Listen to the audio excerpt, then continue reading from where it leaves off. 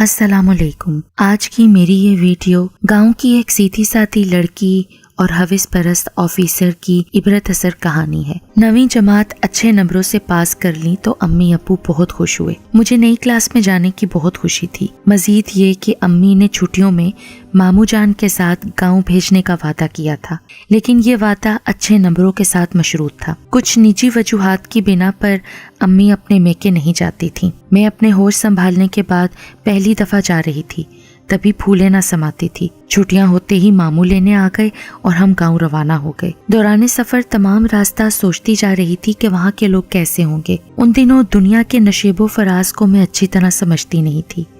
گاؤں کے لوگ بہت سادہ تھے۔ دیہاتی لڑکیاں آن واحد میں اکٹھی ہو گئیں اور انہوں نے میرے گرد گھیرا ڈال دیا، جیسے میں تو کوئی آسمان سے اتری اپسرا ہوں۔ میں بہت خوش تھی۔ ان سادہ لو لڑکیوں میں ایک لڑکی مجھے بہت اچھی لگی۔ وہ سنجیدہ اور سکون پسند لڑکی تھی۔ جب ہنستی تو اس کی ہنسی میں اداسی جھلکتی تھی۔ اس کا نام ختیجہ تھا۔ اس میں جانے کیا بات تھی کہ میری اس سے دوستی منٹوں میں ہو گئی، جبکہ میں شہری اور وہ کلی طور پر دیہاتی لڑکی تھی۔ چند دنوں میں ہی اس کے ساتھ اتنی دوستی ہو گئی کہ اب ہم اکٹھی باہر جانے لگیں۔ باہر نکل کر مجھے احساس ہوا کہ یہاں کے لوگ ختیجہ کو اچھا نہیں سمجھتے۔ وہ اس سے بے رخی سے بات کرتے ہیں اور کسی کا رویہ تو بھرپور اہانت بھرا ہوتا تھا۔ اس کے گھر گئی، وہاں بھی اس کے ساتھ ایسا سلوک تھا۔ ایک بڑا بھائی جمال تھا اور ایک چھوٹی بہن تھی جس کا نام نازو تھا۔ وہ ایک اچھی خاصی فیملی تھی۔ اس کے باوجود ختیجہ وہاں خوش نہیں تھی۔ بس ایک نازو تھی جو اپنی بہن سے پیار کرتی تھی اور اس کا خیال رکھتی تھی۔ جب میرے ماموں کو پتا چلا کہ میری دوستی اس لڑکی ختیجہ سے ہو گئی ہے تو ان کو بہت برا لگا۔ انہوں نے میرا اس کے ساتھ میل جول بند کرا دیا۔ میں پریشان ہو گئی کہ آخر ایسی کیا بات ہے کہ یہ لوگ اس بیچاری کو اتنا برا سمجھتے ہیں۔ ایک دن دوپہر کے وقت نازو میرے پاس آئی۔ اس وقت نانی باہر تھیں، نانا کھیتوں پر تھے، میں اور ممانی گھر پر تھیں۔ نازو کو کمرے میں لے آئی اور اصرار کیا کہ تم اپنی بہن ختیجہ کے بارے میں مجھے بتاؤ، آخر کیا معاملہ ہے۔ تب وہ یوں گویا ہوئی، سائرہ باجی، یہ ختیجہ آپی نا اماں بابا کا کہنا نہیں سنتی تھیں۔ اماں منع کرتی تھیں کہ اس طرف مت جایا کرو، وہ ہمارا علاقہ نہیں ہے بلکہ سرکاری علاقے میں آتا ہے۔ وہاں ایک ڈاک بنگلہ ہے جس میں سرکاری آفیسر آ کر ٹھہرتے ہیں۔ یہ پھر بھی ادھر چلی جاتی تھی۔ گاؤں والے اپنی بیٹیوں کو ڈاک بنگلوں کی طرف کبھی نہیں جانے دیتے، مگر وہ کیوں نازو؟ اس لیے کہ ادھر جانے سے کبھی کبھی بربادی کے دروازے کھل جاتے ہیں۔ ایک بار یہ اکیلی اس طرف گئی۔ ڈاک بنگلہ اکثر خالی پڑا رہتا تھا۔ چوکیدار تبھی صفائی کرتا جب وہاں کوئی افسر بابو آ کر ٹھہرتا۔ بنگلے کے احاطے میں جامن، بیر اور آم کے درخت ہیں، شہتوت بھی لگے ہیں۔ یہ ان کو توڑنے کی لالچ میں چلی جاتی تھی۔ کئی بار مجھے بھی بہلا کر ساتھ لے لیا کرتی۔ اماں نے مجھے بہت ڈانٹا کہ تو اس کے ساتھ مت جایا کر، جب تو نہیں جائے گی تو یہ بھی اکیلی جانے سے ڈرے گی۔ مگر ختیجہ بہت نڈر ہے، یہ موقع ملتے ہی اکیلی چلی جاتی تھی۔ ایک روز یہ وہاں گئی تو ایک افسر آیا ہوا تھا۔ اس نے اس کو باتوں میں لگا لیا اور دوبارہ آنے کا وعدہ لیا۔ جامن توڑنے کے بہانے یہ روز چوری چھپے اس سے باتیں کرنے جانے لگی۔ ایک دن چوکیدار نے دیکھ لیا، بنگلے کے باغ میں بابو سے باتیں کرتے۔ وہ خانسامہ بھی تھا۔ اس نے کچن کی کھڑکی سے بھی ان کو دیکھا تھا، مگر افسر کے ڈر سے خاموش رہا۔ افسر نے اسے تحفے بھی دیے اور شادی کا وعدہ کیا۔ کہا کہ میں دوبارہ آؤں گا تو بارات لے کر آؤں گا۔ یہ باتیں بابا چوکیدار نے سن لی اور اس نے ابا کو کہا کہ ختیجہ کو اس طرف مت بھیجا کرو۔ ابا نے سمجھا کہ ویسے ہی کہا ہے، انہوں نے کوئی خاص توجہ نہ دی۔ ایک ماہ بعد ہی وہ افسر دوبارہ آیا۔ یہ دوبارہ ادھر جانے لگی۔ کچھ گاؤں کے لوگوں نے بھی اسے دیکھ لیا۔ انہوں نے افسر کو گاؤں سے واپس بھیج دیا اور ابا کو آ کر بتایا۔ اب میرے باوا کے کان کھڑے ہو گئے۔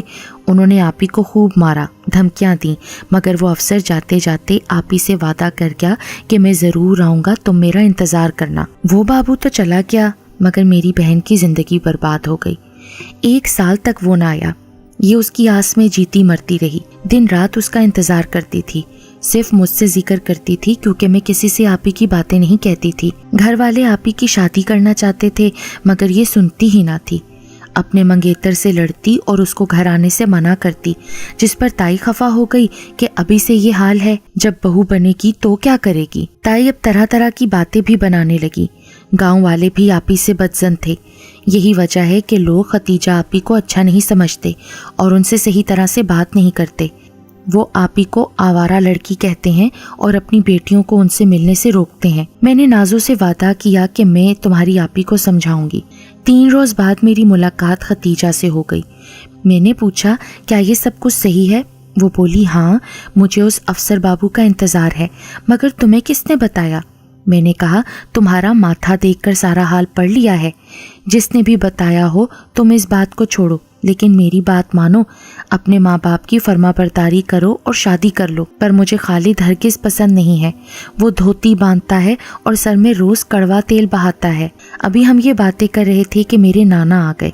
वो मुझे कुएं की मुंडेर पर खतीजा से बातें करते देखकर बहुत खफा हुए और घर ले आए। घर आकर खूब डांटा और फिर मुझे उसी वक्त खाला के गांव भेज दिया। 2 हफ्ते के बाद मैं वापस आई तो पता चला कि खतीजा की शादी हो रही है। फौरन उसकी तरफ गई। वो मुझे देखते ही ज़ारो कतार रोने लगी। मैंने पूछा, हुआ क्या है? तो कहने लगी, सायरा, तुम्हारे जाने के बाद वो ऑफिसर बाबू आया था। अब्बा के डर से मैं डाक बंगले की तरफ नहीं जा सकी। घर वाले मेरी शादी कर रहे हैं, मगर मैं खालिद को धोखा नहीं देना चाहती, क्योंकि मेरा दिल उस अफसर बाबू के साथ है। खालिद से क्यों कर प्यार कर सकूंगी? अभी वो ये बात कर रही थी कि गांव की एक बच्ची मुट्ठी में कुछ दबा कर लाई और खतीजा से कहने लगी, ये बाबू ने दिया है। ये कहकर वो भाग गई। उस वक्त वहाँ मेरे और खतीजा के सिवा कोई न था। खतीजा ने रुक्का मेरी तरफ बढ़ाया और कहा कि तुम इसे पढ़ो। मैंने पर्चा खोलकर पढ़ना शुरू कर दिया। खतीजा, आज रात तुम अपने चंद जोड़े और कपड़े और जेवरात लेकर आ जाना। हम यहाँ से शहर जाकर शादी कर लेंगे। ये सुनकर उसकी बाछें खिल गईं और चेहरा खुशी से गुलनार हो गया। कहने लगी, देखा, मेरा दिल गवाही देता था ना कि शहरी बाबू मुझे भूला नहीं है। वो जरूर मुझको यहाँ से ले जाएगा। लम्हा भर को खुश हुई और फिर वो कहने लगी, तुम बताओ मुझे क्या करना चाहिए? मैंने पूछा, क्या तुम उस अफसर बाबू के बिना रह सकोगी? कहने लगी, नहीं, हरगिज नहीं, मैं उसी से शादी करना चाहती हूँ। तो फिर मैंने भी बिला सोचे समझे कह दिया कि हाँ ठीक है, तुम जैसा सोचती हो वैसा ही करो, चली जाओ, तुम्हें तुम्हारा प्यार मिल जाएगा और तुम इस तरह खालिद को धोखा भी न दे सकोगी। फिर मैं घर आ गई। अगली शाम को उसका निकाह था और फिर रुखसती, मगर हमारे घर से कोई भी उसकी शादी में नहीं जा रहा था। मुझे बहुत बेचैनी थी, मगर मैं इस बारे में अब सुबह के अलावा कुछ मालूम नहीं कर सकती थी। लिहाजा शाम के बाद सो गई और सुबह जब मेरी आंख खुली तो नानी नाना से कह रही थी, जल्दी करो, वो लोग तुम्हारा इंतजार कर रहे हैं। मैं आंखें मलती सहन की तरफ जाने लगी। तभी मुमानी ने कहा, सायरा, तुम्हें पता है कि खतीजा का कत्ल हो गया है? मेरे हाथ से तो पानी का बर्तन छूट गया। क्या कहा मुमानी? मुझे अपने कानों पर यकीन नहीं आ रहा था। दिल को धचका सा लगा। पहले नानी उनके घर गई। कुछ देर बाद मैं भी मुमानी के हमरा वहाँ गई तो नाजो ने बताया कि आप भी दुल्हन के लिबास में थी। नाजो ने खुद उसके इसरार पर उसको बाहर तक पहुँचाया था। वो अपने घर से तमाम जमा पूंजी और शादी में पहनने वाले जेवरात सब कुछ ले गई थी। लेकिन जब घर में खतीजा आपी की गैर मौजूदगी का पता चला तब तक बहुत देर हो चुकी थी। जब भाई उसको ढूंढता डाक बंगले तक पहुंचा तो वहां खतीजा आपी की लाश काबिले एतराज हालत में मिली, जबकि जेवर और नकदी लेकर वो अफसर वहां से फरार हो चुका था।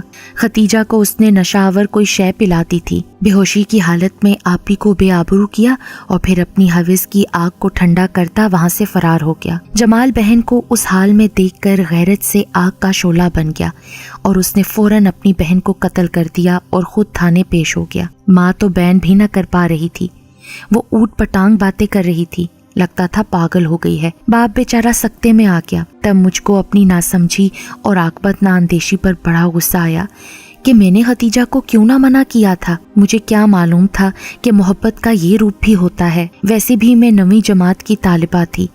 लोगों को समझना, जिंदगी का तजर्बा मुझे छू कर भी ना गुजरा था। बार बार खतीजा का मासूम चेहरा निगाहों में आता तो आंखों से आंसू टपकने लगते। वो गांव की सीधी सादी लड़की थी और जिस लुटेरे ने उसको धोखा देकर लूटा, उस राहजन ने ये भी ना सोचा कि गांव में घर से भागने की सजा लड़कियों को मौत की सूरत मिलती है। जाने वो कैसा पढ़ा लिखा अफसर था कि उसने इस मासूम को लूटा ही नहीं, जान का नजराना भी ले गया। वो खुद तो आराम से रूपोश हो गया और गांव वाले भी उसकी ऑफिसरी की वजह से उसका कुछ नहीं बिगाड़ सके। लेकिन खतीजा के साथ साथ उसके भाई को जेल की आनी सलाखों के पीछे चक्की पीसना पड़ी और उसके माँ बाप बेटी की दर्दनाक मौत पर खून के आंसू रोने पर मजबूर हो गए।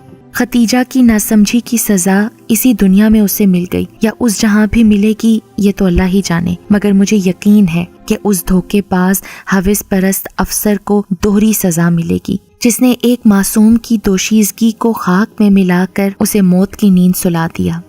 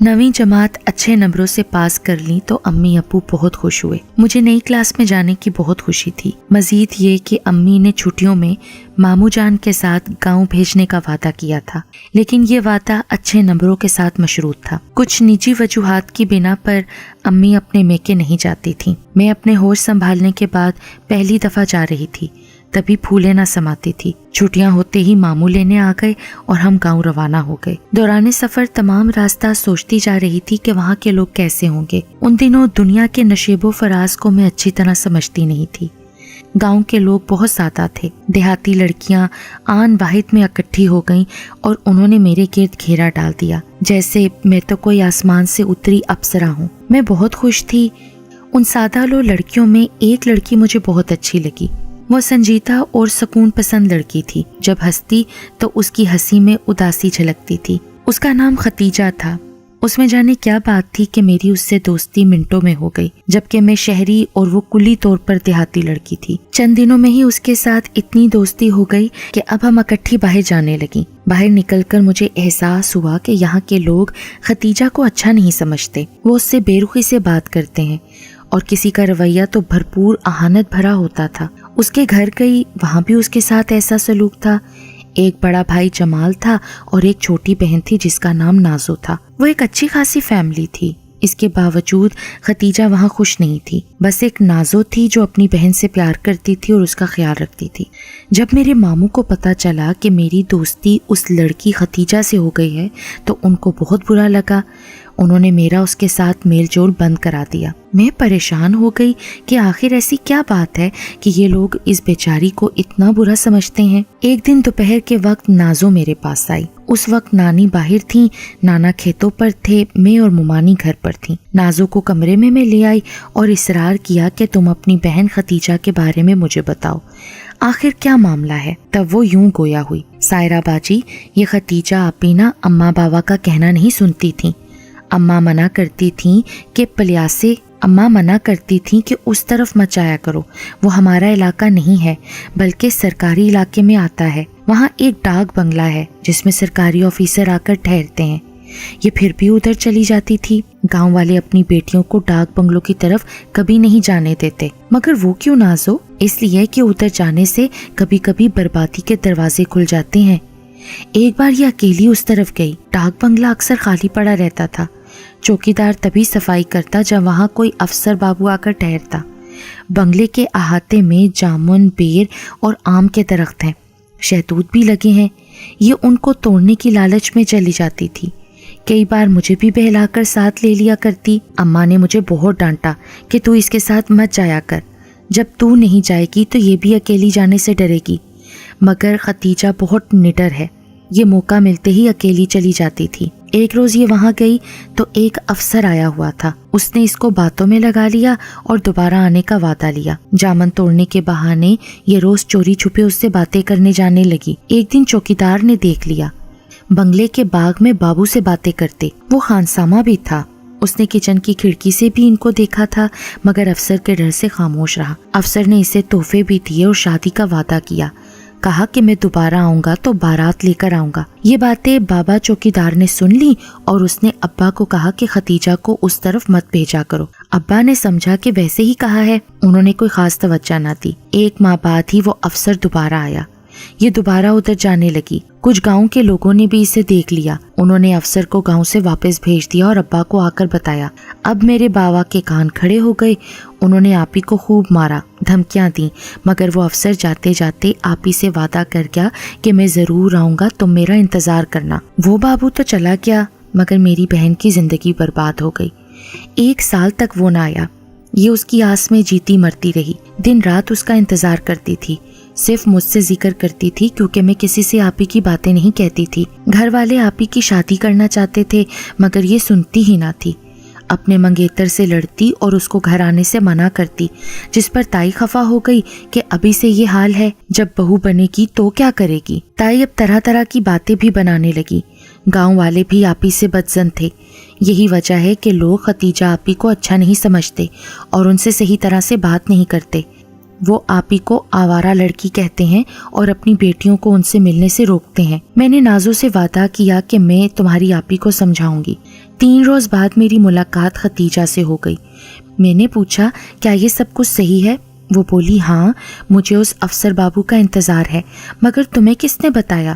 میں نے کہا تمہارا ماتھا دیکھ کر سارا حال پڑھ لیا ہے۔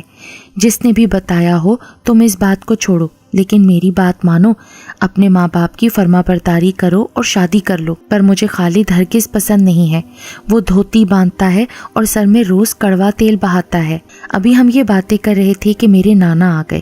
وہ مجھے کنویں کی منٹیر پر ختیجہ سے باتیں کرتے دیکھ کر بہت خفا ہوئے اور گھر لے آئے۔ گھر آ کر خوب ڈانٹا اور پھر مجھے اسی وقت خالہ کے گاؤں بھیج دیا۔ 2 ہفتے کے بعد میں واپس آئی تو پتہ چلا کہ ختیجہ کی شادی ہو رہی ہے۔ فوراً اس کی طرف گئی۔ وہ مجھے دیکھتے ہی زاروں قطار رونے لگی۔ میں نے پوچھا ہوا کیا ہے؟ تو کہنے لگی سائرہ، تمہارے جانے کے بعد وہ آفیسر بابو آیا تھا۔ ابا کے ڈر سے میں ڈاک بنگلے کی طرف نہیں جا سکی۔ گھر والے میری شادی کر رہے ہیں، مگر میں خالد کو دھوکہ نہیں دینا چاہتی، کیونکہ میرا دل اس افسر بابو کے ساتھ ہے۔ خالد سے کیوں کر پیار کر سکوں گی؟ ابھی وہ یہ بات کر رہی تھی کہ گاؤں کی ایک بچی مٹھی میں کچھ دبا کر لائی اور ختیجہ سے کہنے لگی یہ بابو نے دیا ہے۔ یہ کہہ کر وہ بھاگ گئی۔ اس وقت وہاں میرے اور ختیجہ کے سوا کوئی نہ تھا۔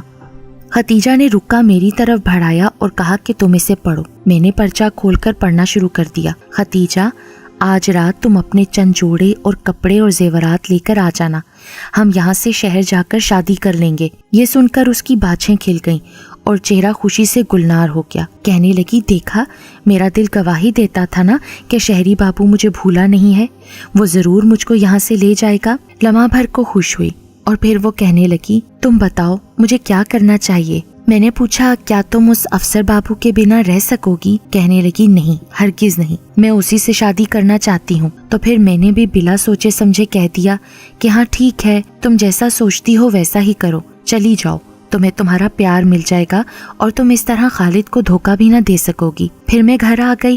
اگلی شام کو اس کا نکاح تھا اور پھر رخصتی، مگر ہمارے گھر سے کوئی بھی اس کی شادی میں نہیں جا رہا تھا۔ مجھے بہت بے چینی تھی، مگر میں اس بارے میں اب صبح کے علاوہ کچھ معلوم نہیں کر سکتی تھی۔ لہٰذا شام کے بعد سو گئی اور صبح جب میری آنکھ کھلی تو نانی نانا سے کہہ رہی تھی جلدی کرو، وہ لوگ تمہارا انتظار کر رہے ہیں۔ میں آنکھیں ملتی صحن کی طرف جانے لگی، تبھی مومانی نے کہا سائرہ تمہیں پتا ہے کہ ختیجہ کا قتل ہو گیا ہے؟ میرے ہاتھ سے تو پانی کا برتن چھوٹ گیا۔ کیا کہا مومانی؟ مجھے اپنے کانوں پر یقین نہیں آ رہا تھا، دل کو دھچکا سا لگا۔ پہلے نانی ان کے گھر گئیں، کچھ دیر بعد میں بھی مومانی کے ہمراہ وہاں گئی تو نازو نے بتایا کہ آپ بھی دلہن کے لباس میں تھیں۔ نازو نے خود اس کے اصرار پر اس کو باہر تک پہنچایا تھا۔ وہ اپنے گھر سے تمام جمع پونجی اور شادی میں پہننے والے زیورات سب کچھ لے گئی تھی، لیکن جب گھر میں ختیجہ آپی کی غیر موجودگی کا پتہ چلا تب تک بہت دیر ہو چکی تھی۔ جب بھائی اس کو ڈھونڈتا ڈاک بنگلے تک پہنچا تو وہاں ختیجہ آپی کی لاش قابل اعتراض حالت میں ملی، جبکہ زیور اور نقدی لے کر وہ افسر وہاں سے فرار ہو چکا تھا۔ ختیجہ کو اس نے نشہ آور کوئی شے پلاتی تھی۔ بے ہوشی کی حالت میں آپی کو بے آبرو کیا اور پھر اپنی حوث کی آگ کو ٹھنڈا کرتا وہاں سے فرار ہو گیا۔ جمال بہن کو اس حال میں دیکھ کر غیرت سے آگ کا شعلہ بن گیا اور اس نے فوراً اپنی بہن کو قتل کر دیا اور خود تھانے پیش ہو گیا۔ ماں تو بین بھی نہ کر پا رہی تھی، وہ اوٹ پٹانگ باتیں کر رہی تھی، لگتا تھا پاگل ہو گئی ہے۔ باپ بیچارہ سکتے میں آ گیا۔ تب مجھ کو اپنی ناسمجھی اور عاقبت نااندیشی پر بڑا غصہ آیا کہ میں نے ختیجہ کو کیوں نہ منع کیا تھا۔ مجھے کیا معلوم تھا کہ محبت کا یہ روپ بھی ہوتا ہے۔ ویسے بھی میں 9ویں جماعت کی طالبہ تھی، لوگوں کو سمجھنا، زندگی کا تجربہ مجھے چھو کر بھی نہ گزرا تھا۔ بار بار ختیجہ کا معصوم چہرہ نگاہوں میں آتا تو آنکھوں سے آنسو ٹپکنے لگتے۔ وہ گاؤں کی سیدھی سادی لڑکی تھی اور جس لٹیرے نے اس کو دھوکہ دے کر لوٹا، اس راہزن نے یہ بھی نہ سوچا کہ گاؤں میں گھر سے بھاگنے کی سزا لڑکیوں کو موت کی صورت ملتی ہے۔ جانے وہ کیسا پڑھا لکھا افسر تھا کہ اس نے اس معصوم کو لوٹا ہی نہیں، جان کا نذرانہ بھی لے گیا۔ وہ خود تو آرام سے روح پوش ہو گیا اور گاؤں والے بھی اس کی آفیسری کی وجہ سے اس کا کچھ نہیں بگاڑ سکے، لیکن ختیجہ کے ساتھ ساتھ اس کے بھائی کو جیل کی آہنی سلاخوں کے پیچھے چکی پیسنا پڑی اور اس کے ماں باپ بیٹی کی دردناک موت پر خون کے آنسو رونے پر مجبور ہو گئے۔ ختیجہ کی ناسمجھی کی سزا اسی دنیا میں اسے مل گئی یا اس جہاں بھی ملے گی یہ تو اللہ ہی جانے، مگر مجھے یقین ہے کہ اس دھوکے باز حوث پرست افسر کو دوہری سزا ملے گی، جس نے ایک معصوم کی دوشیزگی کو خاک میں ملا کر اسے موت کی نیند سلا دیا۔